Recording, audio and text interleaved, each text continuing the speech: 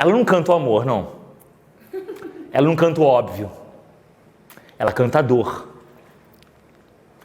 E ela deu voz aos excluídos. Ela deu voz às amantes. Ela deu voz às putas. E não só da voz, ela cantou em primeira pessoa. Quem tem coragem de cantar as putas em primeira pessoa? Marília Mendonça. Eu. Você. É arriscado cantar as putas em primeira pessoa? Cara, é muito arriscado. É? Mas tudo foi muito arriscado, né? Desde o começo. Eu saí no mercado com uma música chamada Sentimento Louco. Foi a primeira música que foi pro mercado, a primeira música que a gente colocou nas rádios, que fala sobre um relacionamento que a mulher tem com um cara casado, né? Então, aí já era uma coisa arriscada. Já haviam mulheres no mercado, mas as pessoas não estavam acostumadas em ver mulheres cantando isso, né? Amante. Amante. Descaradamente. Aliás, até hoje fala-se muito disso, né? E ainda fala que a mulher do cara não tem nada a ver com ele. É muito descarada essa música. O homem passa ileso. Ileso. Nessa música ele passa ileso. Então, essa é a questão. Você já foi amante? Não. Não, nunca? Não, nunca. Você nunca se submeteria a isso? Cara, eu não sei se... Eu tenho muito medo de falar nunca na minha vida, de verdade. Porque eu sou uma pessoa muito intensa. Mas eu acho que agora, nessa parte, tendo um filho, isso fica mais difícil ainda. É uma coisa que eu sou uma pessoa que eu nunca achei que eu fosse... Eu nunca achei que eu fosse uma pessoa moralista. Eu nunca achei que eu fosse moralista do jeito que eu sou. É mesmo? Só depois que eu fui ter o meu filho, que eu fui entender o quanto eu sou moralista e o quanto eu... Dá exemplo. Cara, muitas coisas em questão de família, na questão do próprio anúncio da minha gravidez. Eu nunca pensei que eu fosse dar tanta atenção, eu nunca pensei que eu quisesse tanto fazer uma coisa de criar família. Eu nunca pensei que eu fosse ficar com tanto medo de ter um filho sem ser casada. Sabe, essas coisinhas que eu achava que a minha liberdade... Eu não sei, eu acho que lá, enraizado, lá dentro de mim, existia uma coisa tradicionalzona que eu não queria deixar transparecer nunca. Mas você se via casado com filha? Não, mas aí quando veio, Léo, é o que eu tô te falando, veio comigo um senso moralista tradicional que eu nunca pensei que eu tivesse. Eu não sei se isso vem já da nossa cultura, se é alguma coisa cultural. Não é da minha mãe, porque a minha mãe não é da minha mãe. A minha mãe sempre foi uma mulher muito forte. A minha mãe, quando ela engravidou, quando ela estava com meu pai, ela não estava casada com meu pai. Minha mãe passou a gravidez sozinha, inteira. Depois que eles foram morar juntos, minha mãe casou na igreja, agora pela segunda vez, mas quando meu pai, ela não foi casada na igreja. Quando ela teve o segundo filho, que foi meu irmão, ela também não era casada com o pai do meu irmão. Então não veio da minha mãe. Mas eu não sei o que aconteceu comigo, que me deu um senso de família e de moralismo, e que tudo eu tinha medo, e que eu comecei a pensar em com o que o meu filho iria lidar quando ele estivesse aqui, e que eu não estava seguindo a gravidez da forma certa, porque a grávida tinha que ficar em casa junto com a mãe, e que eu estava expondo o meu filho, o Edu que trabalha comigo, todos os meninos sabem que eu ficava muito abalada com isso, sabe? Meu psicológico virou do avesso. Depois eu fui entender certas coisas que eu precisava eliminar, que é essa questão de ser casada e tal. Que eu acho que eu senti uma certa vergonha disso, sabe? Sério, juro pra você, abrindo meu coração de verdade. Cara, vergonha de não se casar. Uma vergonha de não ter me casado antes de ter o filho, sabe? Louco. É muito doido isso. Mesmo sendo você Marília Mendonça? Mesmo sendo Marília Mendonça. A minha autenticidade, aquela coisa de força, e eu peito tudo. Independente, não preciso de homem pra nada. Nesse momento acabou, sabe? Em que momento da sua vida você sacou que eu sou foda? Não venha me dizer que não sabe o que é isso. Não, eu sei que eu sou foda. Ah, tá bom. Eu sei que eu sou foda. Às vezes, tem hora que eu não sei não, aí alguém tem que vir me lembrar. Não, eu tô falando do que você veio fazer. Eu acho que não tem um momento assim. Não, a gente tem um momento que a gente se assusta. A gente fala, caramba, olha a quantidade de gente que vem me ver, sabe? Olha o que eu fiz nesse país, olha o Spotify, sabe? Sabe com o que eu comparo? Deus está muito do teu lado. Muito, muito. Você percebe isso? Minha mãe é uma mulher de oração. Você não teve um erro até agora na carreira discográfico. Você não teve um erro, um disco que foi errado, sabe? Não teve um trabalho errado. Assim, principalmente pela questão de que tudo que eu fiz, eu quis muito fazer. Sim, eu mas quis isso muito também fazer. não garante nada. E por exemplo, teve um disco meu que foi o disco foi menos comercial pra mim. E que eu fiquei muito feliz com ele, porque ali tinha tudo meu. Era Sim. tudo da minha cabeça, eu quis fazer daquele jeito, eu quis montar daquele jeito. A gente viu, porque o sertanejo, ele entende muito o que o pessoal tá ouvindo, porque a gente tá na estrada demais. São 25 shows, uma média de 25 shows por mês. Então a gente sente na pele se aquilo tá tocando ou não. Não é um número de streaming, não é pagar a rádio pra música tocar, é rua. É ver se as pessoas estão cantando ou não. E você acha que é por isso que neste momento o sertanejo não está dominando o Spotify?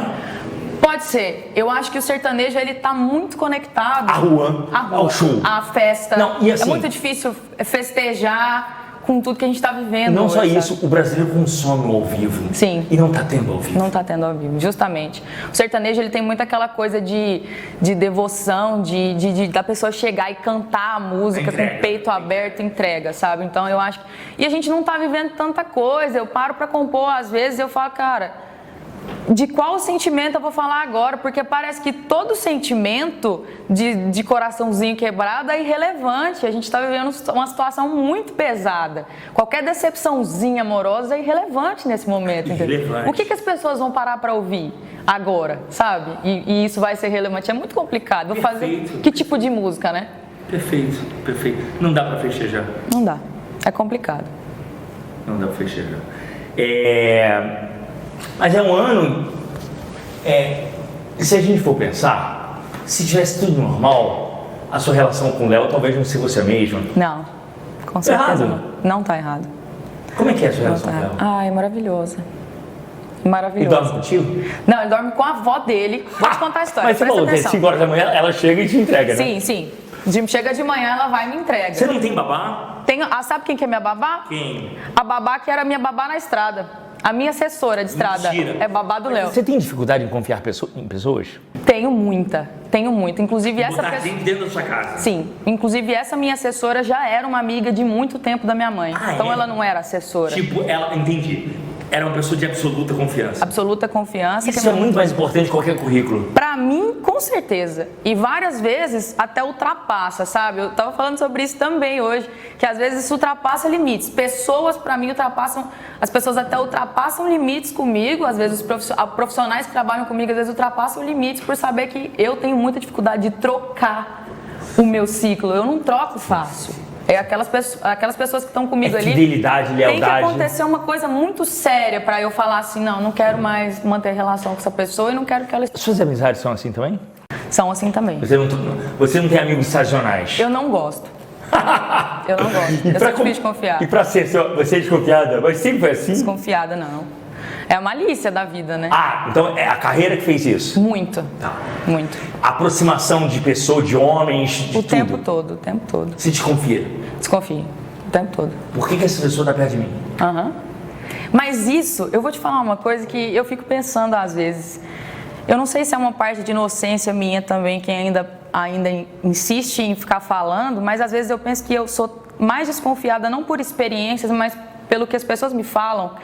Porque todo mundo que chega perto de mim, seja amizade ou seja o que for, tem mais umas 5 pessoas do meu lado falando, cuidado, abre o olho, hein? E às vezes nem é isso, sabe? Então é criado uma forma de me blindar ali e eu acabo acreditando que isso é real. Sim. E eu acho a sua história também, porque você começar tão jovem, né? Foi tudo muito cedo na sua vida. Existe uma coisa de todo mundo, eu pareço muito forte, mas todos os meus amigos e as pessoas que estão em volta de mim têm essa sensação de cuidar de mim. Todos. Todos. Muito. Você parece frágil. Eu pareço forte, mas eu sou frágil. Entendi. Entendeu? Os meus amigos cuidam muito mais de mim do que eu cuido deles. Perfeito. E essa postura a gente vê depois também de alguns relacionamentos seus. Você expôs relacionamentos no passado que hoje não acontece mais. Sim. Isso é uma postura. É uma postura, com certeza. Não é uma postura. Quem expõe paga um preço. Paga um preço. Altíssimo. Sobre tudo, Léo. Sobre tudo. A gente estava conversando antes. Tudo que eu fico me retraindo muito sobre expor coisas, falar demais, falar sobre coisas. E cada vez que eu exponho mais, que eu coloco meu pé pra fora, aí eu dou 3 passos pra trás. Porque toda vez que eu coloco meu pé pra fora, existem provas de que realmente o que eu faço é o certo, entendeu? Cada vez que eu tento ir, que eu falo, eu acho que eu estou exagerando um pouco, eu vou. Aí na hora que eu vou, eu olho e acontece tudo aquilo que eu imaginava e pior do que eu imaginava que ia acontecer, aí eu volto para trás, 5 passos para trás. Tá, vamos falar abertamente da internet? Vamos. Porque essa semana que passou foi um caos, né? Foi um caos, o silêncio virou um caos. O Brasil cobrou uma opinião de uma pessoa que não é obrigada a dar opinião. E não estou aqui para defender a Marília. Eu estou só chocado com a internet. Eu estou chocado a cada dia que passa com a internet. Porque na internet não existem duas opiniões discordantes. Existe o certo e o errado, né? E muitas vezes a gente acha isso. Eu acho assim, existem questões humanitárias, sim, que são o certo e o errado, né? Questões raciais, sim, que são o certo e o errado. Mas a sua opinião... E aí a Marília virou alvo de ataques cruéis por não ter dado uma opinião. Você ficou mal por isso?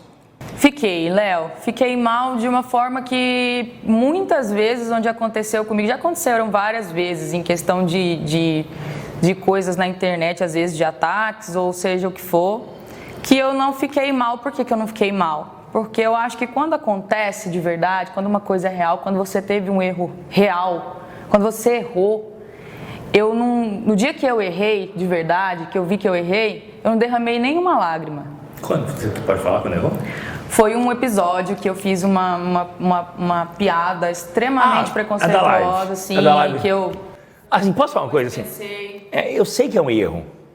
Eu sei que é um erro. Desculpa, Marília, mas o Brasil é assim, isso é conversa de bar. O bar, quando a gente chega no bar, a gente ouve isso.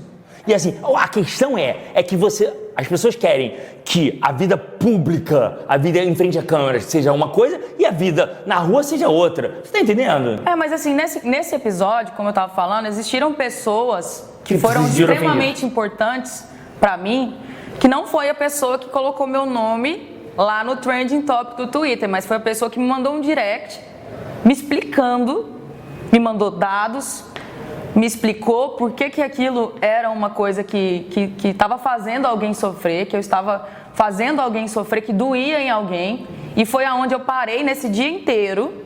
Por causa desse direct. Por causa desse direct. Você respondeu? Você respondeu? Não respondi, mas depois eu tomei a minha atitude, a minha melhor atitude que eu pensei que eu poderia fazer, que foi colocar... Como era o nome dela? Não, essa pessoa... Alice Félix. E eu falei e coloquei porque tinha acabado... Félix, né? Ela tinha acabado de sofrer uma agressão dentro do próprio apartamento, tinha acontecido maior... Sim, trans. E aí eu coloquei para falar sobre dados e por que isso doía tanto e afetava tanto. Não era, para mim poderia ser apenas uma piada que eu estava fazendo naquele momento, mas para outras pessoas não. Então eu me coloco no lugar de escutar e aí quando eu erro, Léo, eu não derramo uma lágrima, porque aí eu não tenho que derramar lágrimas e falar, por que estão fazendo isso comigo? Porque não era sobre mim, não tinha a ver com isso. Agora, quando chega um momento onde eu refleti, passei o dia inteiro refletindo, vi que eu não errei, que não era uma coisa que eu tinha...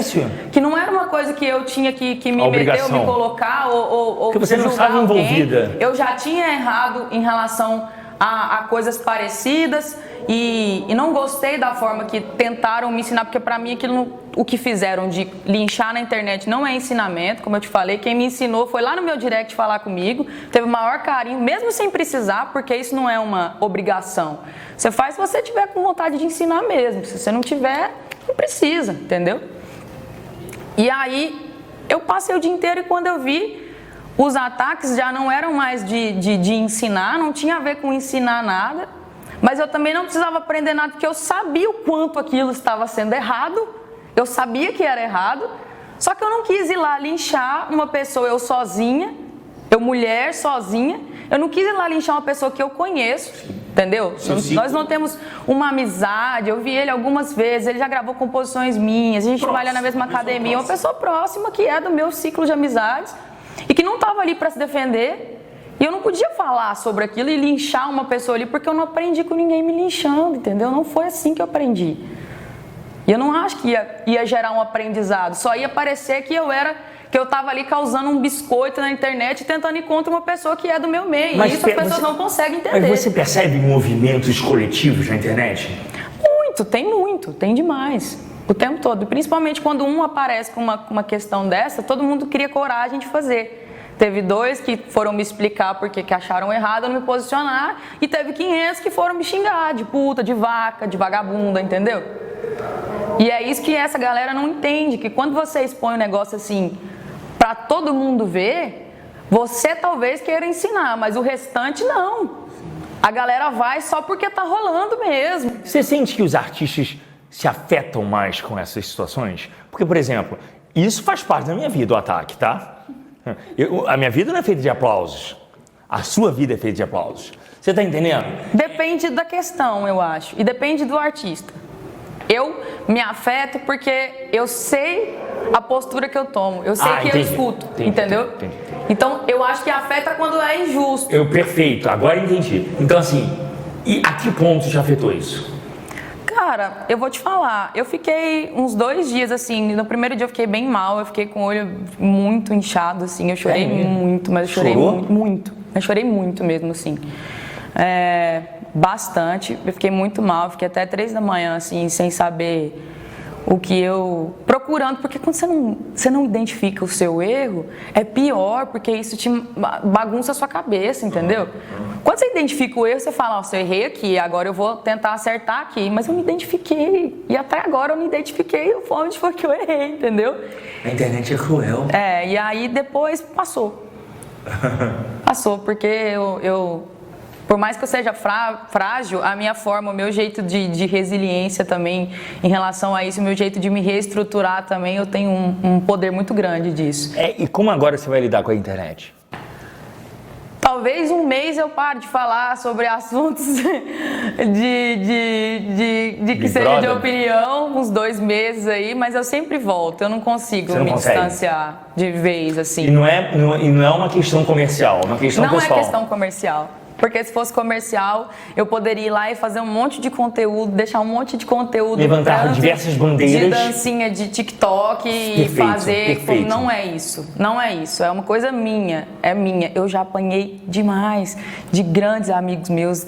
Já tiveram várias conversas assim. O Henrique mesmo é uma pessoa que várias vezes ele me falou, Marília. De novo, Marília. E quando acontecem essas coisas, mas Marília, de novo, Marília. Mas vamos diferenciar. Assim, você sabe que eu adoro Henrique, mas o Henrique nunca quis e não quer que a imagem dele se sobressaia à música dele. A música dele. Só que você, Marília, você é um personagem. Você vende hoje. Você faz parte do mercado publicitário, coisa que o Henrique não faz. Por opção. Por opção. Você entende? Entendo. Hoje grandes marcas estão associadas a você. E aí eu quero entrar na questão que nós também falamos antes da entrevista.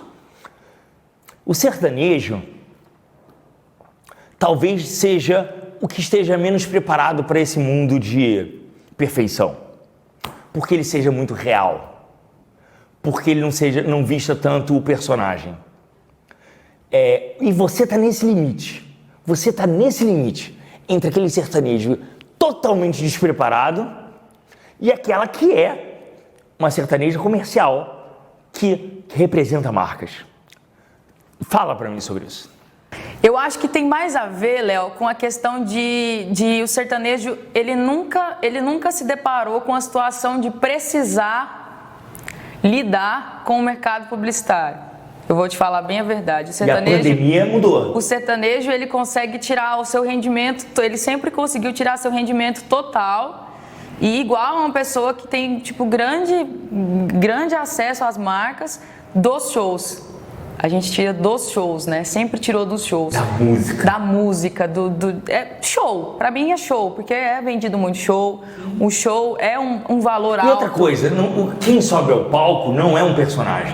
Justamente. Não precisa vender uma sensualidade, não precisa mostrar a bunda, não precisa, independentemente da roupa que esteja usando. Tá entendendo o que eu quero dizer? É um outro tipo de mercado. É um target diferente. E aí agora, estamos todos desocupados em casa, né? Eu já sempre lidei com internet, assim, mesmo quando estava cansada, eu sempre dava um jeito. Mas eu vejo que a galera tá querendo cada vez mais se adaptar, por necessidade até. Tem gente que não gosta, que não tem vontade de seguir com essa postura de estar na internet o tempo inteiro, mas que precisa disso, porque o que a gente vai fazer, sabe? Eu vi a Maraísa falando uma coisa no Twitter e até falei com ela e falei, olha, tem que respeitar quem tem saúde mental por estar criando conteúdo todo dia. Ela falando que alguém estava reclamando, que posta muito banner e posta muita coisa comercial, não sei o quê, e que ela...